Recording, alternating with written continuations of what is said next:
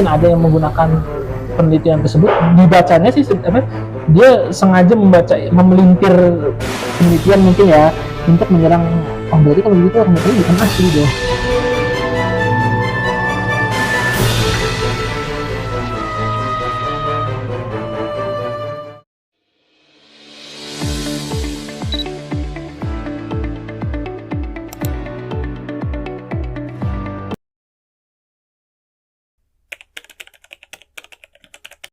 Ya sebenarnya kalau untuk sejarah ya memang sebenarnya sudah dibahas banyak oleh banyak penelitian, banyak juga sejarawan. Memang kalau merangkum daripada penelitian tersebut ataupun juga merangkum daripada cerita-cerita yang ada di masyarakat, sebenarnya kita ini masyarakat campuran sebenarnya. Ya masih bisa dibilang etnis yang identitas yang terbentuk baru ya gitu. Meskipun baru bukan berarti paling tidak ada, bukan. Maksudnya memang relatif lebih baru karena memang terjadi setelah masa kolonial, tentu saja gitu. Memang ada beberapa mungkin yang mengaitkan dengan apa misalnya contoh masa prasejarah atau segala macam. Tetapi kalau menurut saya kalau prasejarah itu tidak secara langsung terkait dengan pembentukan etnis Betawi, terlalu jauh maksudnya gitu. Kalau peninggalan prasejarah yang ditemukan di misalnya di Condet atau di mana itu lebih menunjukkan kepada asal mula adanya manusia maksudnya di daerah tersebut ya, bukan asal muasal terbentuknya bagaimana proses terbentuk etnis Betawi sendiri. Nah karena terbentuknya etnis Betawi ini sebenarnya lebih lebih terlihat ketika pada masa kolonial, bukan sebelum itu. Sebelum itu belum ada catatan sama sekali, baik dari segi sejarah, baik catatan Sunda, catatan Portugis itu tidak ditemukan adanya yang disebut orang Betawi gitu. Jadi sebenarnya bisa dibilang orang Betawi ini memang etnis campuran dari orang-orang yang dibawa orang lokal dan juga yang orang-orang yang dibawa dari berbagai daerah ke sini. Jadi Belanda pada awalnya ketika setelah menaklukkan Jakarta, membentuk kota Betawi dan Betawi, tidak lama kemudian dia kan mendatangkan banyak orang dari mana-mana, dari Bali, dari Makassar, dari mana-mana dah kawan. Nah, memang paling banyak dari kalau yang dibawa ya, yang dibolong itu banyak dari Bali, dari Makassar dan dari Bugis kan, menurut sejarah seperti itu. Sementara mereka ini semua ini episode dibikinkan kampung sendiri sebenarnya awalnya. Ada kampung Ambon, ada kampung Makassar, kampung Bugis, kampung Bali ada sampai berapa biji gitu kan. Cibinong Bali, Bali Master, Bali Matraman. Jadi memang banyak dari orang-orang ini etnis yang dibuatkan kampung sendiri. Nah, awalnya memang pemerintah Belanda justru menerapkan kebijakan istilahnya saban kamu kudu pakai bahasanya sendiri, budayanya sendiri gitu. Jadi biar nggak nyampur, dia makanya bikin kota-kota kan, mana kamu Melayu, kamu sebenarnya kan biar disegregasi namanya ya. Cuma namanya manusia Indonesia kan nggak begitu. Tapi ya, kalau di Eropa mungkin kita bisa lihat ya konteksnya, mereka bikin perkampungan apa masih bisa tersegregasi ya. Tapi kalau di konteksnya Indonesia kan kayaknya orang Indonesia kan suka ngumpul. Ya mau disegregasi gimana juga tetap aja akhirnya kan kawin campur sama orang lokal juga, sama orang Sunda, sama orang Jawa. Akhirnya terbentuklah identitas etnis Betawi ini yang kemungkinan diperkirakan ya dengan nama Betawi. Identitas itu muncul ya mungkin kurang lebih sekitar 1800-an. Nah, jadi kalau tadi saya katakan penduduk aslinya ini kemungkinan besar adalah Sunda, ya karena memang kita selama ini kan hanya punya fakta bahwasannya mereka dulu di bawah Pajajaran kan. Itu namanya ada fakta seperti itu. Sementara peran harta sosial seperti apa kita tidak tahu faktanya seperti apa gitu. Maksudnya tidak tahu realitasnya seperti apa gitu. Karena tidak ada catatannya. Yang ada kita hanya dapat informasi bahwasannya mereka di bawah Pajajaran kemungkinan besar, dan juga tentu saja nama-nama daerah yang ada di Jakarta kan ada yang bahasa Sunda kan. Nah, itu menunjukkan sebenarnya mereka kemungkinan besar itu mereka penutur bahasa Sunda. Meskipun sebenarnya di dalam kalangan linguis sendiri ini perdebatan gitu. Jadi antara yang menggunakan pendekatan sejarah sosial dengan sejarah komparatif itu berbeda. Nah, misalnya contoh kalau yang sejarah sosial dulu ya, sejarah sosial itu artinya apa? Linguis yang yang menggunakan pendekatan sejarah sosial itu dia mau melihat dari sejarah perkembangan masyarakatnya. Yaitu tadi yang seperti diceritakan dulu dari di bawah pajajaran segala macam, akhirnya didatangkan orang dari mana-mana, akhirnya mereka menyerap bahasa Melayu pasar, yang terutama sebenarnya andilnya sih orang-orang Cina ini yang maksudnya bukan mereka mungkin bukan membawa pertama kali, tetapi menguatkan bahasa Melayu pasar itu mereka, karena unsur-unsur mereka ini sangat terlihat di bahasanya. Hampir di semua daerah pengaruh Cina itu rata, maksudnya ya misalnya contohnya kayak Ngkong, hampir semua daerah pakai kata itu, baba, itu, semua daerah pakai itu. Tapi kalau yang pengaruh Arab itu nggak semua. Misalnya di daerah-daerah kota aja paling, pinggiran nggak terlalu. Pengaruh Sunda pinggiran, ya ada juga sih di kota tapi nggak banyak, gitu loh. Pengaruh etnis lain, tapi yang paling rata itu Cina, makanya musik-musiknya semuanya kan banyak ada rasa Cinanya gitu loh. Jadi bahasa yang di kota Betawi, yang ya, jangan bayangin Betawi yang pada saat itu tuh sama dengan Jabodetabek sekarang, enggak. Maksudnya di daerah yang kota tua sekarang, rada ke timur sedikit, itu yang disebut Betawi dulu itu. Itu dulu bahasanya Portugis orang.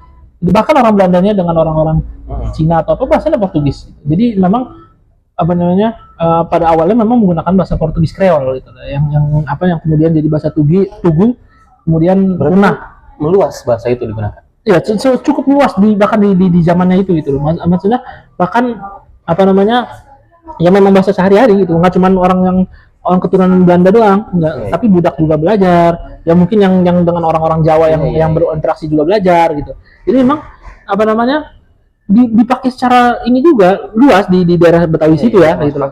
Gitu. Baru kemudian masa-masa setelahnya karena memang regenerasinya jarang, kalau terus orang Cina makin banyak datang ke sini. Kan Cina banyak tuh tahun 1740 sampainya kan. Apalagi Belanda. Ya, Cina yang paling Cina kan sebelum tahun 1740 itu kan datang terus bikin pabrik gula, bikin apa segala macam. Nah, mereka datang ke sini nggak bisa bahasa Portugis, belajar bahasa Melayu pasar. Nah, gara-gara dia datang banyak. Nah, itulah yang akhirnya lama-lama menggeser pamornya si bahasa Portugis Kreol ini. Yang kemudian abad 18 sudah mulai menurun. Zaman Perang Dunia II tinggal berapa ratus orang yang menuturkan. Tahun 2012 benar-benar penuturnya meninggal, penutur bahasa Portugis Tugu itu, Portugis yang bahasa Tugu itu 2012 ya. 2012 penutur terakhirnya itu. Penutur jati terakhirnya. Oma Mimi Abraham. Betul. Ya, nah, itu meskipun itu bahasa sebenarnya udah didokumentasi dengan cukup lumayan, ya bisa kembali dihidupkan kembali sebenarnya gitu. Jadi kita tahu bahasa itu memang seperti apa gitu. Awalnya memang justru itu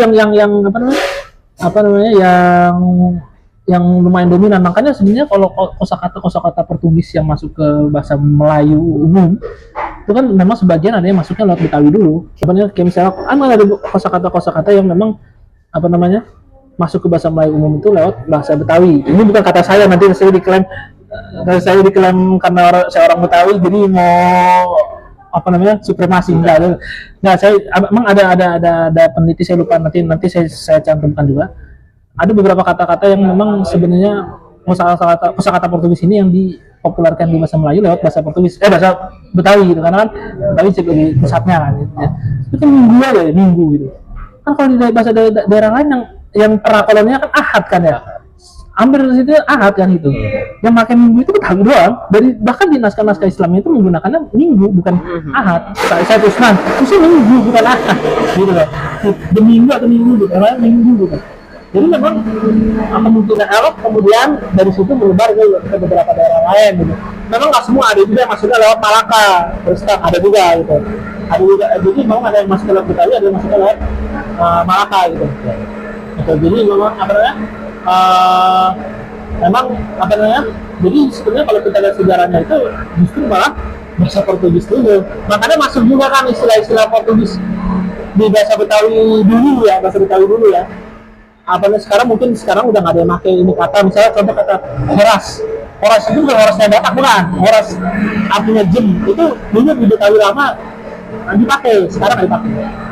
Jadi sekarang nggak dipakai, udah nggak ada orang yang tahu, tapi di catatan lama masih dipakai horas itu Betawi jam artinya itu dari bahasa Portugis. Nah, misalnya apa lagi ya? Misalnya kita kenal kesenian Tanjidor. Iya, Ya, iya. Betawi. Tanjidor. Itu kan jelas namanya dari bahasa Portugis. Iya, iya. Gitu. Itu menunjukkan sebenarnya asal Tanjidor itu memang dari sini, bukan ya memang kan ada di beberapa di daerah lain juga ada di Sambas, di apa.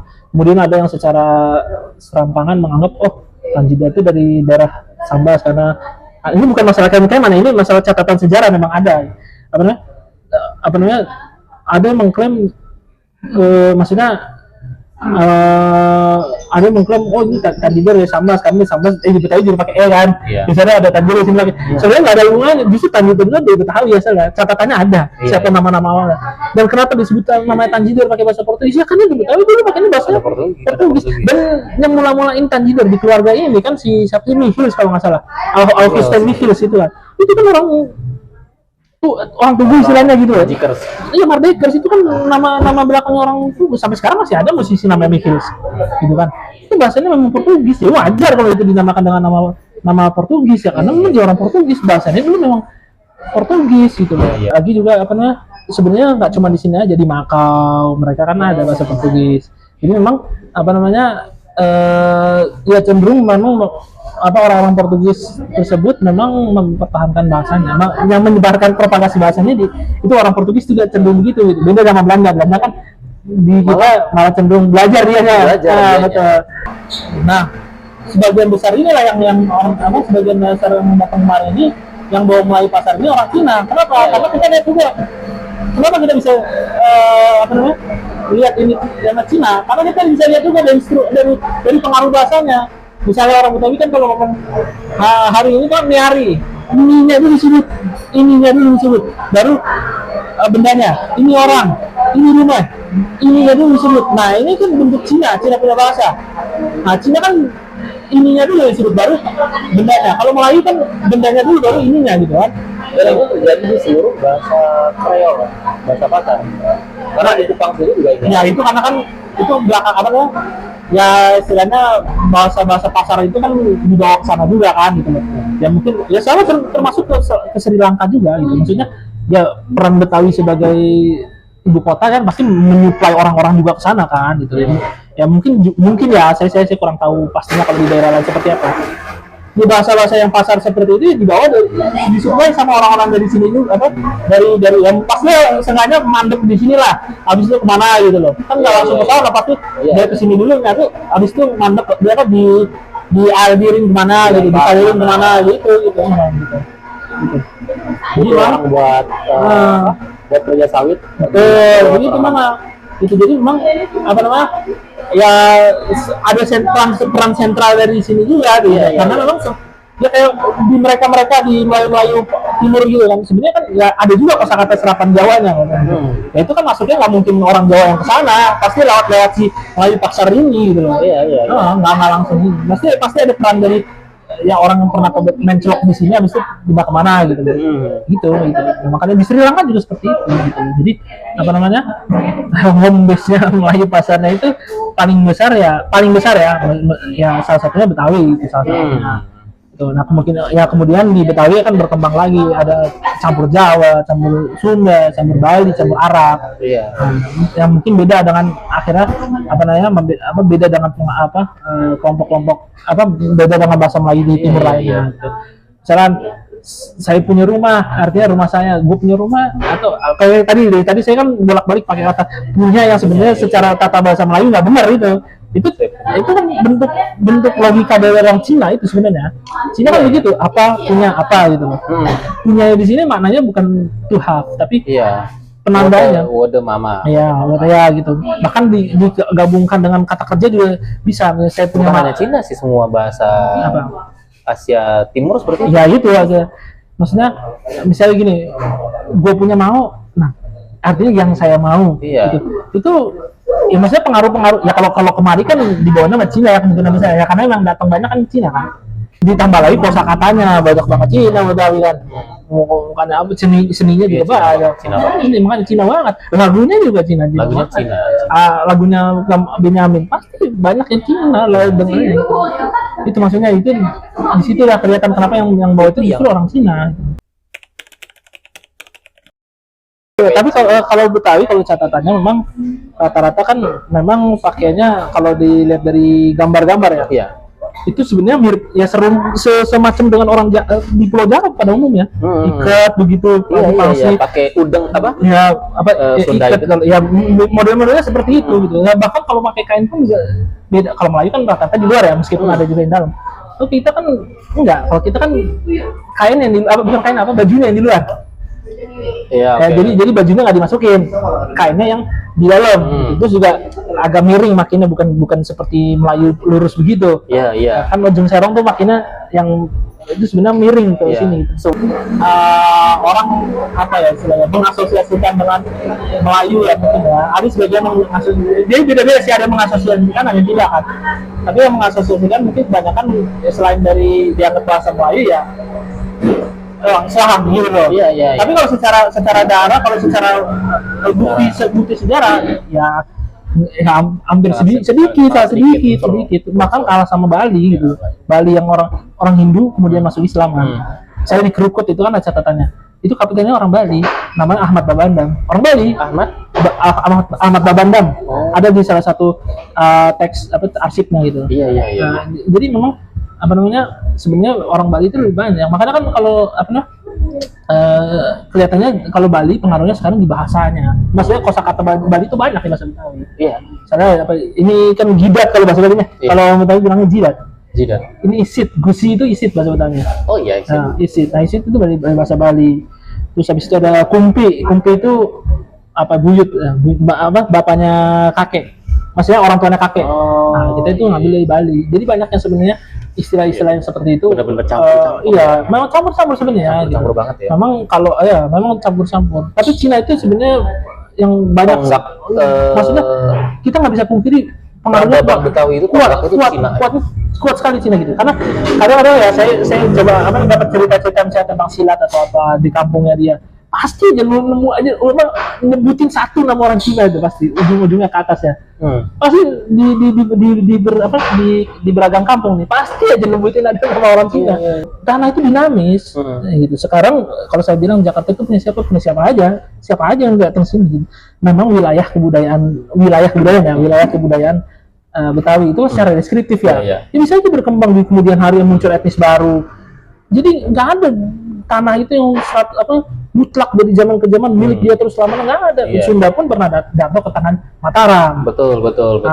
Pernah juga dia di Sunda ada Galuh, beda kan. Nah, itu kan kemudian disatukan. Ya kan, jadi artinya semua itu dinamis, bukan sesuatu yang permanen sebenarnya. Bergerak terus. Jadi nggak usah terlalu suka mengklaim-klaim ya. Saya juga makanya anti juga terhadap sejarah, bukan anti ya, tidak setuju dengan sangat kurang setuju dan mengkritik sejarah-sejarah reaksioner yang bilang Betawi udah dari zaman kapan tahu gitu, dari zaman debat udah ada. Saya juga kritik itu karena itu ya apa bedanya dengan orang-orang chauvinis yang mau mengklaim duluan gitu loh. Nggak produktif juga karena memang kita nggak bakal tahu juga sebenarnya seperti apa gitu loh. Yang penting fokusnya sekarang ada wilayah yang ada, budaya yang ada dijaga. Yang ada dijaga, yang di Sunda jaga Sunda, yang Jawa gitu, bahas kebudayaannya. Dari tadi nyerang mendingan dikembangin. Itu jangan teriak-teriak ini jadi kontroversial deh. Jangan ketika ada orang misalnya pakai baju adat, memakai atribut keagamaan tertentu dianggap merusak pakem. Nah, budaya itu selalu berubah. Bahkan di Jawa yang sekarang pakai beskap itu kan. Sekarang itu kan model beskap kan. Iya. Itu kan juga pengaruh dari Belanda kan. Maksudnya berubah, dulunya kan nggak seperti itu. Artinya dulu zaman Majapahit pakainya nggak begitu. Pakaiannya mungkin ya seperti yang ada di relief. Ya misalnya seperti itu atau jadi budaya itu berkembang. Jadi ya sekarang gini, kalau misalnya dia menolak nih, jangan pakai atribut keagamaan tertentu karena dianggap merusak pakem budaya. Yeah. Nah, sekarang kenapa situ nggak pernah, kenapa orang-orang tersebut nggak pernah keberatan dengan baju batik? Iya. Baju batik itu kan dulu nggak ada. Yang kain batik itu dipakai buat sarung, buat selendang, maksudnya buat celana. Itu udah ada secara historis betul. Tapi nggak pernah dipakai buat kemeja batik yang apalagi bentuknya seperti kemeja barat itu. Tapi kenapa nggak ada yang protes kayak gitu? Jaket batik, sepatu batik, topi batik, tas batik. Kok nggak protes? Itu kan sebenarnya kalau kita mau pakai standar yang sama ya, itu kan merusak pakem tanda kutip.